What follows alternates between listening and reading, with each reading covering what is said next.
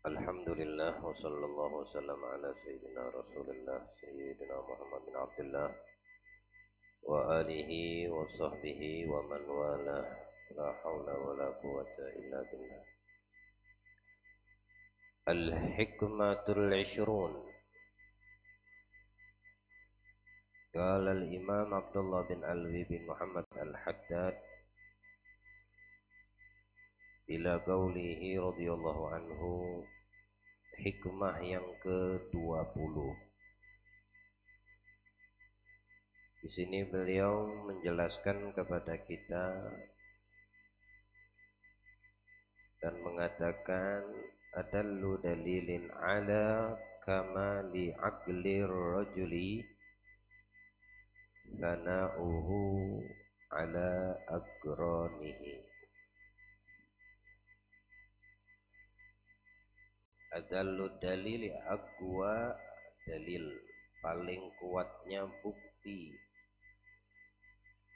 atau menunjukkan bukti yang paling kuat atas kesempurnaan akal seseorang.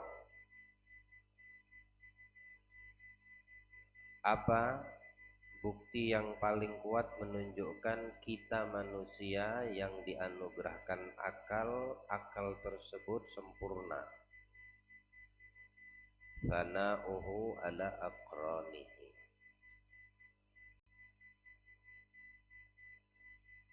Pada saat dia mampu dan tidak berat hati untuk memuji orang-orang yang selevelnya, seumuran dengannya, satu kelas dengannya. Kalau ada orang yang memuji gurunya, itu sudah selayaknya. Murid mengagungkan gurunya, seorang murid memuliakan gurunya, seorang murid mengagungkan gurunya, seorang anak memuliakan orang tuanya. Memang udah pantas seperti itu, sudah seharusnya. Tapi apa yang seperti itu dikatakan sempurna akal seseorang?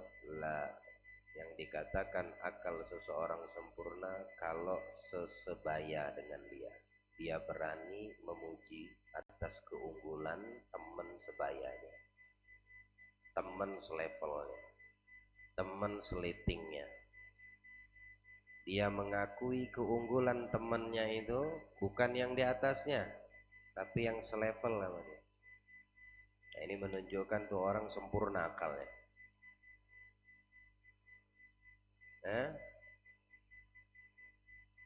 Kalau yang dia berani tundukkan dirinya di hadapan teman selevelnya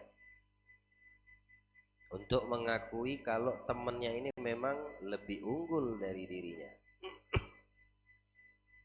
temannya itu lebih afdol, lebih utama, lebih pinter, lebih cerdas, lebih banyak bisa dari dia, tapi dia satu level. Dia berani menunjukkan pada dirinya dan mengakui itu, berarti ini orang akalnya sempurna. Jadi kalau ada orang yang mengunggulkan gurunya, ya mah itu nggak selevel namanya. Kan udah memang seharusnya.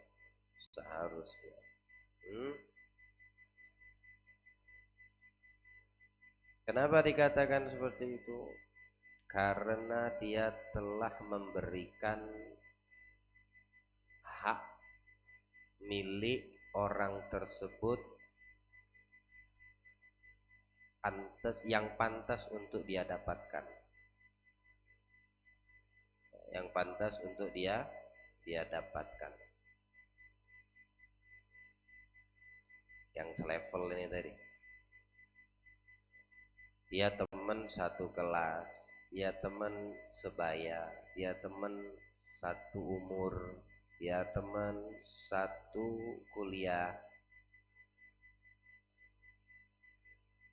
tapi dia mengetahui bahwasanya teman yang seumuran dia nih, yang selevel dia ini memiliki keunggulan lebih dari dirinya. Kemudian ini orang mengakui keunggulan teman selevelnya, berarti kamu telah memberikan kepada teman selevelmu hak yang menjadi miliknya, yang memang harus kamu berikan, yang sudah semestinya kamu berikan. Nah, ini agak berat kadang-kadang orang untuk mengakui keunggulan teman yang selevelnya. Tak mau dia, karena nafsunya menolaknya, menentangnya. Ini kan satu kelas sama nih, ini kan seumuran sama nih. Loh, dia kan seletingan saya, padahal dia punya keunggulan lebih dari yang kamu miliki. Nah, kalau kamu bisa mengakui keunggulannya, walaupun dia seletingan, walaupun dia satu umuran dengan kamu, walau satu kelas sama kamu, tapi ketika kamu berani mengatakan dia lebih unggul dariku, kau telah memberikan yang menjadi miliknya pada dirinya. Kamu saat itu sempurna akalmu. Tamam. Lihat Nabi sallallahu alaihi wasallam, beliau mengatakan dalam sebuah hadis yang diriwayatkan oleh Ummul Mukminin Aisyah radhiyallahu anha, qalat amarana Rasulullah sallallahu alaihi wasallam ayyunzilan nasa manazilahum. Nabi itu memerintahkan, mengajarkan kepada kita untuk kita itu memposisikan manusia itu sesuai pada tempatnya. Ya, harus meletakkan, memposisikan manusia itu sesuai pada tempatnya. Takmir Masjid Asy-Syifa. Ya. Posisinya lagi ada majelis, lagi datang acara maulidan Nabi, terus takmirnya duduknya di luar. Ya enggak betul posisinya, itu tidak memberikan posisi untuknya pada tempatnya. Mestinya di mana takmir? Di depan. Kita harus tahu ini seorang takmir, ya harus di depan, bukan di luar. Contoh, ya, ini contoh. Ada orang alim datang ke pengajian, ke majelis ini, orang berilmu, dan kita tahu ini orang berilmu, ini orang ulama, ini orang kiai, ini orang habaib.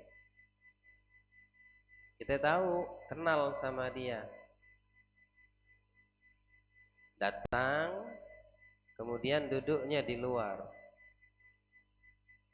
Kalau kita bisa memposisikan manusia pada posisinya, maka itu orang alim, kiai tersebut bakal kamu letakkan di tempat yang pas untuknya. Karena tempatnya, posisinya ini ulama, bukan di luar. Di mana? Iya, di depan. Tempatnya memang di situ. Karena dia orang berilmu. Harus kita bisa memposisikan manusia itu pada, dan ini perintah dari Nabi, ajaran dari Nabi Sallallahu Alaihi Wasallam. Orang tua posisinya di mana? Di depan.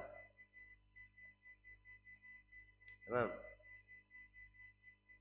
Yang baca gosida, yang baca hadroh, posisinya di mana? Sono. Bukan posisi kalian. Harus tahu posisinya nih. Yang ngajar, yang buka kitab, di mana? Lantai atas. Kalian duduk depan loh. Iya, bukan posisinya. Jadi perintah Nabi kita Sallallahu Alaihi Wasallam apa? Ayyunzilan nas manazilahum. Meletakkan, memposisikan masing-masing orang itu pada posisinya, tempat tempat yang memang semestinya. Nah, kalau kita biasa-biasa aja, padahal kita tahu itu orang alim, itu kiai itu, duduknya di depan di luar dia. Kita tahu biasa aja kita, ya nggak biasa. Salah dia nggak datang terlambat umpama, misal, ya nggak. Ada tipikal gambaran orang-orang yang seperti itu, memang dia tidak mau maju ke depan. Tapi kita harus tahu bagaimana memposisikan orang-orang seperti itu, di mana posisinya. Kalau memang sudah dia tidak mau karena dia tahu keterlambatannya, tidak mungkin dia mau melangkahi orang yang sudah datang duluan. Setelah kita ajak dia untuk kita letakkan posisi yang pas untuknya, dia tidak mau, ya udah, ini tidak apa-apa. Tapi kalau yang tidak tahu, dia tahu itu kiai, dia tahu itu ulama, dia tidak bergerak, dia tidak menawarkan, dia tidak menganjurkan untuk diposisikan di tempatnya, ya. Padahal dia tak, nah ini apa dinamakan dia sempurna akal tuh orang? Enggak dikatakan dia sempurna akalnya, sehingga dia bisa menaklukkan, menghancurkan, mematahkan ego yang ada di dalam dirinya kepada mengakui keunggulan orang yang selitingan dengan dirinya, maka itu orang sempurna akalnya. Ketika dia bisa melakukan perkara yang sulit seperti ini, berarti ini hamba Allah, dia telah meyakini. Apa yang diyakini? Annal fadla biyadillah yu'tihi mayyasha. Sesungguhnya keutamaan itu datangnya dari Allah. Yang memberikannya Allah, yang mendatangkan kelebihan untuknya Allah, dan Allah memberikan kelebihan keutamaan kepada hamba siapapun yang diinginkannya. Berarti itu keutamaan Allah berikan kepada dirinya. Ya tidak perlu kamu harus dapat juga kalau Allah nggak berkehendak atas dirimu, tapi kamu harus berani mengakui keunggulannya. Dia bisa mengungguli dirimu. Nah, kalau sempurna akal kita, tidak berat kita untuk mengakui keunggulannya, karena memang datangnya dari Allah. Kelebihan yang ada pada teman selitingan kita memang Allah berikan untuknya, tidak Allah berikan kepada kita. Jangan lantas kita mengatakan, ini mah teman sekolahannya dulu, teman selitinganannya dulu, ini teman seumuran, teman saya main kelereng dulu di kampung. Ini memang teman ente dulu, tapi sekarang misal posisi dia misalnya menjadi gubernur, jadi wali kota, bupati. Kamu walaupun teman main kelereng harus ngerti, harus tahu dia posisinya lain. Memang teman main kelereng, tapi sekarang dia jadi orang alim, dia jadi ulama. Nah, untuk mengakui keunggulannya itu, kalau kamu berat hati, maka tidak bakal kamu sampai kepada kesempurnaan akal seorang manusia.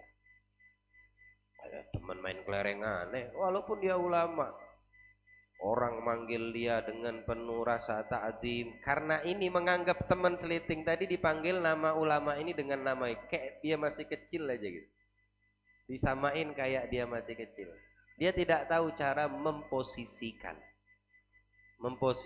ini alim ulama, pejabat ini tadi gubernur, bupati atau wali kota atau presiden. Dia nganggapnya cuma sebatas teman main kelereng waktu masih kecil.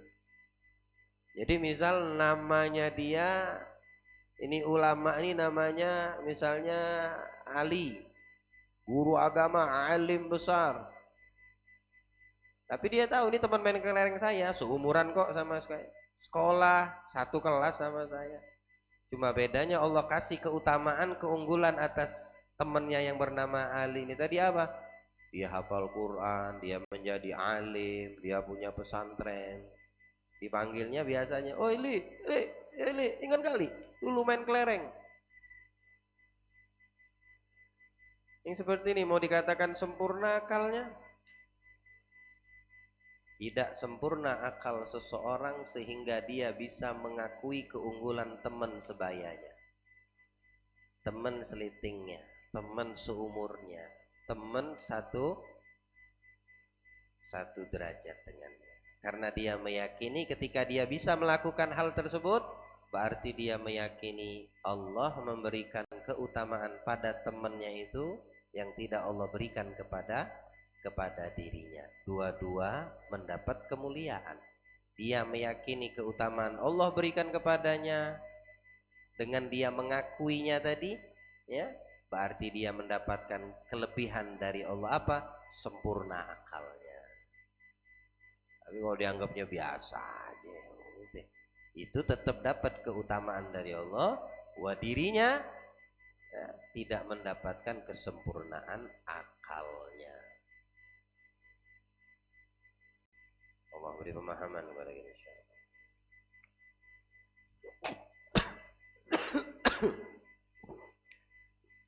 Wa adalu dalil ala tawadhu'ihi. Yang kedua, Imam Haddad mengatakan di antara bukti yang kuat atas tawadhu, rasa rendah hati. Tawadhu itu rasa rendah hati.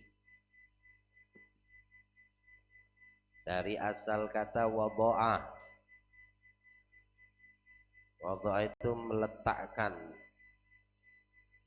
Ini air minum saya letakkan di nampannya. Ada wado'ah, meletakkan. Meletakkan tuh harus ada dasar, apa namanya, tumpuan, tempat untuk diletakkan.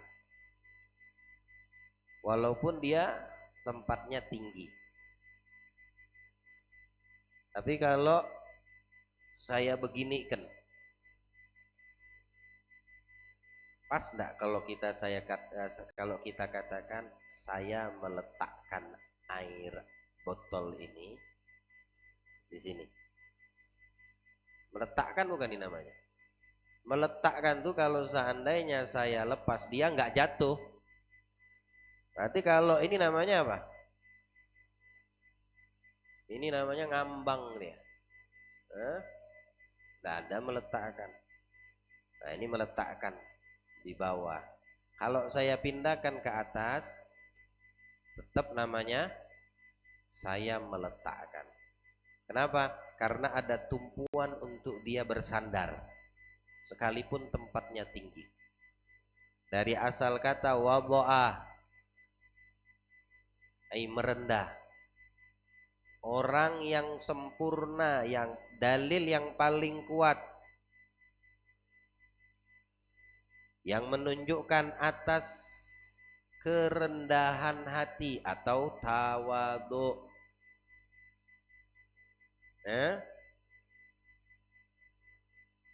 Apa makna tawadhu? Tawadhu'nya rendah hatinya karena Allah. Jangan merendah hati mengharap pujian. Ya tidak bagus ya dia. Hasilnya tidak baik. Manusia ini kalau tidak ada sifat merendah hati, kalau nggak ada pada dirinya, di hatinya sifat tawadhu, maka yang akan tampil pada orang itu sifat congkak. Tahu congkak? Takabur. Tuh. Kamu tidak pelihara sifat tawadhu, merendahkan hatimu lillahi ta'ala, maka syaitan akan tampilkan dari dirimu takabur, sombong, congkak. Yang bagus itu tawadhu, merendah. Yang namanya takabur, tarofa, tidak bagus. Saya misalkan air tadi, walaupun dia di bawah rendah, kalau saya letakkan ini di lantai atas, tetap dia dikatakan tawadhu. Kenapa? Posisinya tinggi kok. Tidak ada orang yang tawadhu itu hina. Tidak ada. Malah orang yang takabur hina. Iblis itu hinanya cuma gara-gara satu itu aja. Coba kalau dia tawadhu, coba kalau dia merendah, nah dia dilaknat sama Allah. Tapi karena congkak dia sama perintah Allah, sujud dan menghormati Adam, akhirnya dilaknat.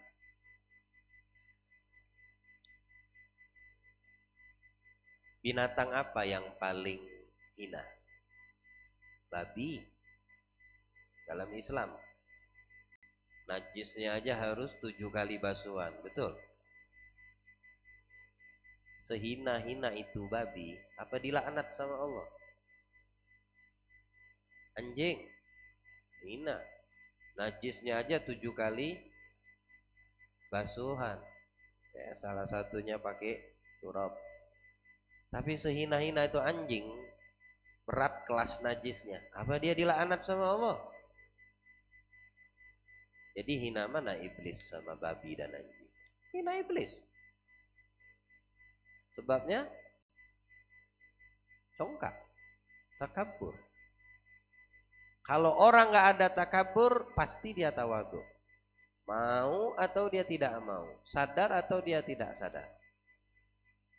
Orang kalau tidak ada pada dirinya congkak, sombong, ya, yang ada pasti pada dirinya selalu merendah. Rendah hati orang, merendahnya karena Allah.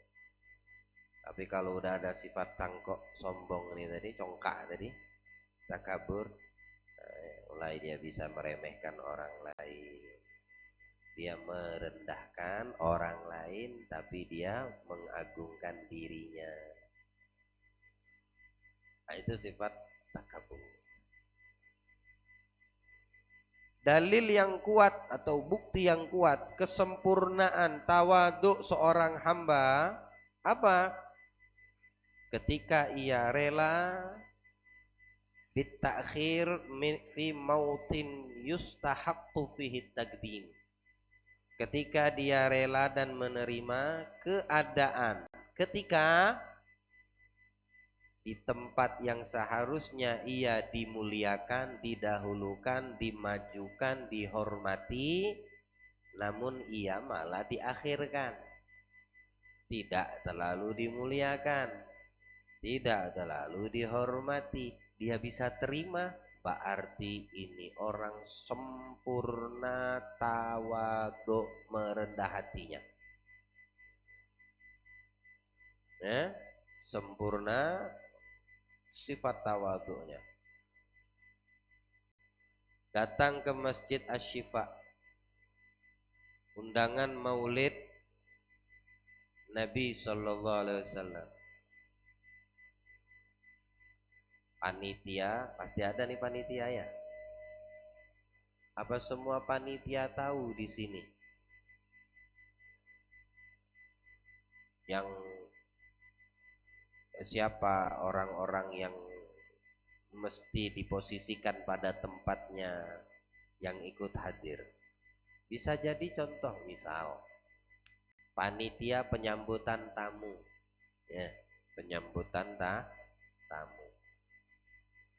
Ada ulama datang di sini, salah satu orang alim, mungkin kiai. Panitia penyambutan peletakan posisi tamu, dia mungkin tidak tahu. Oke, udurlah kalau dia tidak tahu. Tapi kalau dia tahu, oh itu ulama tuh, alim itu orang alim, orang berilmu itu kiai itu. Lalu sama panitia tamu ditaruhnya juga di luar. Pak, bapak di sini tempatnya. Ya, orang yang berilmu tadi. Lalu dia menerima. Mestinya ini orang yang berilmu, bukan di situ tempatnya. Tapi karena panitia yang entah dia tahu atau dia tidak tahu, diletakkannya di tempat yang bukan semestinya. Lalu ini orang yang berilmu menerima. Dia mengetahui, dia malah bisa menerima keadaan seperti itu. Sempurna tawadhu itu orang ahlul ilm. Atau misalnya Pak Camat, Wakil Camat, Pak Lurah misalnya ikut hadir, tapi panitia tamunya entah dia tahu atau dia tidak tahu. Akhirnya ini pejabat ditaruhnya di sono, di luar ada kursi-kursi misalnya. Pak sampean di sini duduknya, monggo silakan. Karena ruangan di dalam sudah penuh. Ini pejabat tadi, oh nggih, nggak apa-apa, duduk dia. Sempurna tawadhunya. Pejabat seperti ini sempurna tawadhunya. Lah takmir masjidnya nunggu-nunggu, mana ulamanya, mana pejabat yang kita undang. Lah karena panitia tamunya enggak tahu tadi, ditaruhnya padahal sudah datang dia dari kapan tahu udah, tapi taruhnya di posisi yang karena ruangannya sudah penuh, ya enggak? Akhirnya ditaruh di sana. Kalau orang yang congkak, sombong, mau dia ahlul ilm, mau dia pejabat, ketika diperlakukan seperti itu, loh, ente enggak kenal anak. Aku nih Pak Lurah loh. Aku nih kiainya. Nah, congkak, sombong. Mulai ini. Kalau ndak ada tawadhu, berarti yang timbul sombong. Kamu pengen sempurna tawadhu, terima. Padahal memang tidak semestinya kamu diperlakukan seperti itu. Karena kamu bukan tempatnya di situ. Kamu orang yang berilmu, kamu seorang pejabat. Ya kita harus tahu memposisikan di mana tempat mereka. Kalau pengen sempurna akal kita. Kalau mereka bisa terima ketika diperlakukan, berarti sempurna rasa rendah hatinya. Kecuali kalau mereka tidak terima, berarti ini orang congkak, sombong. Sama. Oh alasan tempatnya penuh. Di depan udah nggak ada lagi. Tapi ini yang ditaruh di belakang, entah pejabat atau orang yang berilmu, posisinya mestinya di sini. Yang datang duluan tadi, lihat di antara mereka ini. Kalau memang tidak ada peranan, lantas mereka seperti paku yang ditancap. Karena dia datang duluan, berarti ini sombong orang. Dia tidak bisa meletakkan posisi pada tempatnya. Dia duduk di depan sini, tapi karena ulama, orang ahli ilmu, pejabat yang datang, mestinya dia duduk di sini, di depan. Ini orang keras kepala, karena ngerasa datang duluan, umpama. Seandainya saja dia berdiri dan mempersilahkan itu orang ahli, mempersilahkan itu pejabat, dia mengalah, dia sempurna akalnya, dia sempurna tawadhunya. Tapi dia berkeras, tidak mau, aku datang duluan. Berarti dia sombong ada pada dirinya, tidak sempurna, akal juga ada pada diri. Jadilah orang yang merendah hati karena Allah. Bagian ulama mengatakan, mendefinisikan tawadhu, makna tawadhu di sini izharut tanazzul an martabatihi, menampakkan kerendahan daripada kedudukannya. Dia tahu jarang langkah seorang jenderal, jenderal, polisi, aparat, bintangnya 4, makan sama tukang beca, makan di warung kopi sama rakyat biasa. Nah, ini tawadhu. Sebagian ulama mengatakan itu orang tawadhu. Bintangnya 4 loh, makannya sama rakyat biasa, kaki 5. Biasa makan di restoran bintang 5, sekarang di pasar kaki 5. Itu diantara makna tawadhu. Padahal dia bintang 4. Alim, ulama, berilmu. makan sama orang-orang biasa, satu piring, satu nampan rame-rame, satu halaman, ada tawadhu. Pernah Sina Hasan bin Abi Thalib, cucu Nabi, naik kuda melewati satu perkampungan yang di situ banyak fuqara wal masakin, orang fakir miskin. Lagi makan, ini orang fakir miskin lagi pada makan. Ngelihat Sayyidina Hasan bin Abi Thalib lewat. Lalu ini orang-orang fakir yang lagi makan bilang, kita suruh, kita ajak, kita panggil aja Al Hasan makan bareng sama kita. Tapi apa beliau mau? Kita ini level orang fakir miskin, sedangkan beliau ini adalah cucunya Rasulullah, orang yang mulia, masa mau makan sama kita? Ya wis sudah, panggil aja, ajak aja. Mau, alhamdulillah. Kagak mau juga nggak apa-apa. Yang penting jabar khatir, apa namanya? Nyenangkan hati. Jangan nggak sama sekali. Mau, alhamdulillah. Nggak mau ya nggak apa-apa. Ya Imam, wahai cucunya Rasul, monggo makan sama kami yuk. Yang manggilnya orang-orang miskin. Berhenti dari kudanya.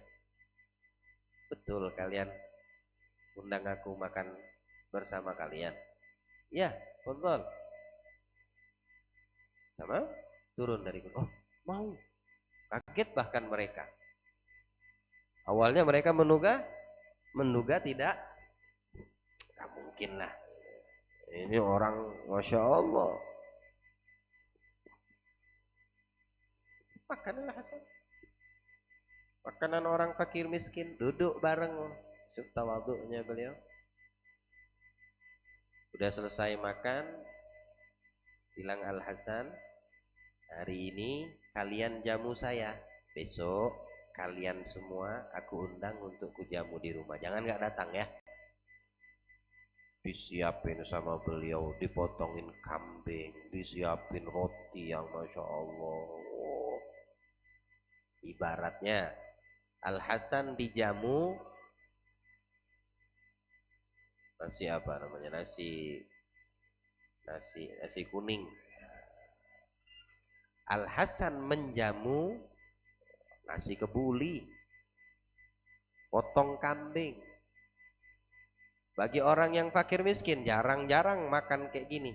Oh, hari kemerdekaan ini, bahagia bukan main. Lihat bagaimana tawadhu'nya beliau. Dipanggil fakir miskin, turun dari kuda, diajak makan sama orang-orang miskin, ikut makan bersama. Bahkan daripada bentuk rendah hati beliau, setelah beliau dijamu, beliau menjamu orang-orang yang mengundangnya. Ya, berapa orang yang hadir di situ dijamu semua. Jamuannya bukan sembarangan jamuan. Udah selesai makan pulang, dikasih duit. Hadiah. Diamplopin bahasanya. Dihadiahin uang. Ini orang fakir miskin. Ada tawadhu. Ya. Dia makna tawadhu, ulama mengatakan di sini dia menampilkan bentuk atau dia menjatuhkan, menurunkan kedudukan yang tadinya dia itu memang tinggi, tapi dia taruh di bawah, sehingga ya ndak apa namanya, tidak meremehkan rakyat biasa, rakyat jelata itu ndak diremehkan. Ini sebagai tahu. Waqila, sebagian ulama mengatakan ta'zim man fauqahu min arbabil fadail, mengagungkan level orang-orang yang di atasnya daripada mereka yang diberikan anugerah oleh Allah. Ulama, kiai, habaib, ya, mereka hormati, mereka agungkan. Ada makna tawadhu. Ada ulama dicium tangannya, menghormati mereka ulama, ada makna tawadhu. Ya. Tapi jangan juga sama ulama doang, sama kiai doang, sama habaib doang kayak gitu. Lah ibu bapakmu ndak seperti itu, orang tuamu ndak seperti itu kamu lakukan. Balik. Mengagungkan orang yang di atasmu daripada orang-orang yang diberikan anugerah keutamaan oleh Allah. Emang keutamaan itu cuma dimiliki oleh kiai, habaib, ulama, orang tuamu enggak? Oh iyalah, kita kalau ketemu sama kiai, sama ulama, sama habaib, cuma bolak-balik. Ini kalau bisa kaki mereka kau cium. Seumpama bisa kaki mereka kamu cium. Kenapa? Karena ulama, alim, berilmu. Salahkah itu? Enggak, itu bentuk tawadhu. Di antara bentuk tawadhu, kamu mengagungkan orang yang diberi keutamaan oleh Allah. Nah, keutamaan ini apa? Oh, ilmu. Tapi kamu memperlakukan itu ulama,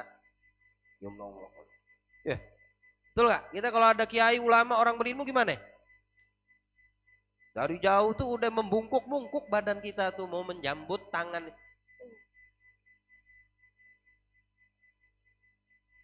Ibu bapakmu enggak dapat fadilah keutamaan dari Allah? Begitu enggak? Enggak boleh.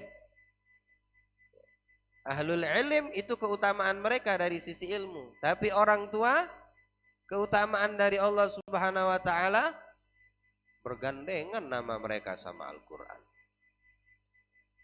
Ya. Ibu bapakmu juga lebih hormat, lebih layak untuk kamu perlakukan seperti kamu memperlakukan orang yang berilmu. Kau cium tangan ulama, kiai bolak-balik, kau cium tangan ibu bapakmu bolak-balik. Kau menjadi orang sukses sekarang, kau sedekah sama alim ulama memberi hadiah uang 500, 1 juta. Kau kasih ibu bapakmu 1 atau 500 atau 1 juta. Ini kan kadang-kadang kagak seperti itu. Kebanyakan anak enggak. Ame guru dia Masya Allah hormat. Ama guru dia Masya Allah ta'zim. Tapi sama ibu bapaknya biasa-biasa aja. Mau dikatakan sempurna akalnya? Ya balik yang ke pertama. Tidak dikatakan sempurna akal orang tersebut. Nah, jadi petunjuk yang kuat, dalil yang kuat orang tersebut dikatakan tawadhu ketika ia bisa menjadikan dirinya ketika ditempatkan di tempat yang seharusnya, tapi ditempatkan di tempat yang tidak seharusnya. Mestinya dia di depan, ditaruh di belakang. Tidak apa-apa. Sempurna tawadhu ini orangnya. Nabi dalam hadis beliau bersabda, "Managasat shadaqatun min mal," tidak berkurang sedekah dari harta yang kau keluarkan.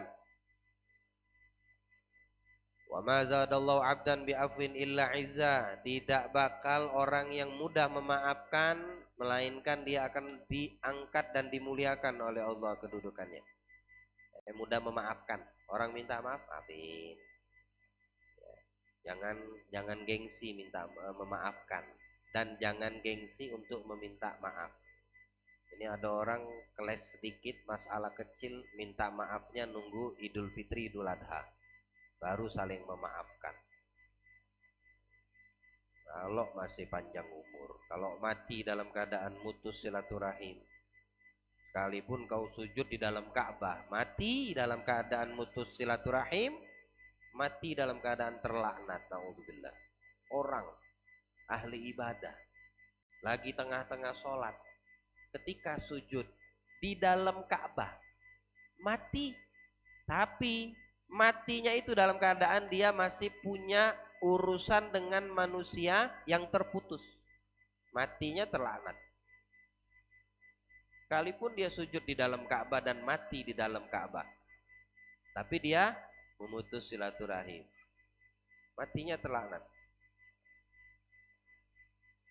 Sering saya sudah katakan di dalam kitab-kitab pelajaran yang kita lalui, orang kalau sudah masuk ke dalam kategori laknat, laknat Allah, laknat Nabi, laknat malaikat, laknat orang-orang yang beriman, artinya ini orang min ahlin nar. Ini orang bakal menjadi penghuni neraka kalau udah makan laknat. Ada yang dilaknat oleh Allah, ada yang dilaknat oleh Nabi Muhammad, ada yang dilaknat oleh muslimin. Nah, pokok semua kategori laknat ini orang min ahlinar maksudnya. Banyak ibadah, lagi sholat sujud di dalam Ka'bah, mati, tapi dia memutus silaturahim, belum sempat disambung. Belum sempat nyambung silaturahim, dia mati dalam keadaan sujud. Sujudnya bukan di masjid, di dalam Ka'bah. Matinya terlaknat. Karena apa? Kenapa? Karena dia memutus silaturahim. Nah, artinya apa? Ini orang masuk ke dalam kategori terlaknat, sebabnya memutus silaturahim. Min ahlin nar. Kenapa? Dia terlaknat binassil Quran wa binassil hadith. Nah, hati-hati. Jangan memutus silaturahim. Orang ada salah, minta maaf. Ya maafin. Kamu merasa ada salah, cepat-cepat minta maaf. Cepat-cepat minta maaf. Dan mudahlah untuk memaafkan. Wa ma tawadau ahadun illa rafa'ahu. Dan tidak ada orang yang merendahkan hati karena Allah, melainkan Allah akan angkat derajatnya. Allahu a'lam. Insyaallah yang ketiga kita lanjut besok malam ya. Karena waktu dan masih ada kajian lagi dari guru kita Ustaz Arsyad Sirah Nabawi. Mudah-mudahan Allah berikan pemahaman kepada kita. Dan Allah jadikan perkumpulan kita berkah insyaallah, serta dijadikan kita hamba-hamba Allah yang memiliki akal sempurna, bersifat tawadhu, merendah hati karena Allah. Amin ya rabbal alamin. Sallallahu alaihi wasallam Muhammadin wa alihi wasallam. Alhamdulillah rabbil alamin.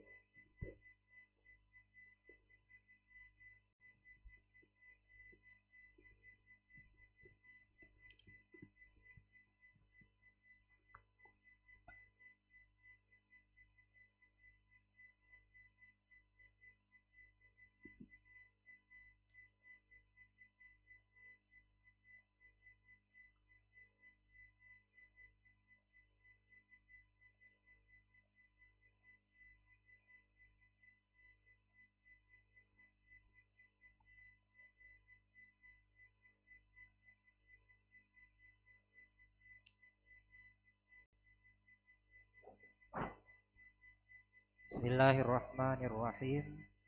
Alhamdulillahirabbil alamin wassalatu wassalamu ala sayyidina Muhammadin wa ala alihi wa sahbihi ajma'in wattabi'in lahum bi ihsanin ila yaumiddin. Qala al-muallif rahimallahu ta'ala wa nafa'ana bihi wa bi ulumihi fid dharain amin radhiyallahu ankum. Wa qala radhiyallahu anhu Khulasatut dauril awal lil hifzi. Keringkasan masa yang pertama daripada sirah ataupun sejarah kenabian Nabi Muhammad sallallahu alaihi wasallam untuk kita hafal, terutama untuk diri kita sendiri, begitu juga keluarga kita.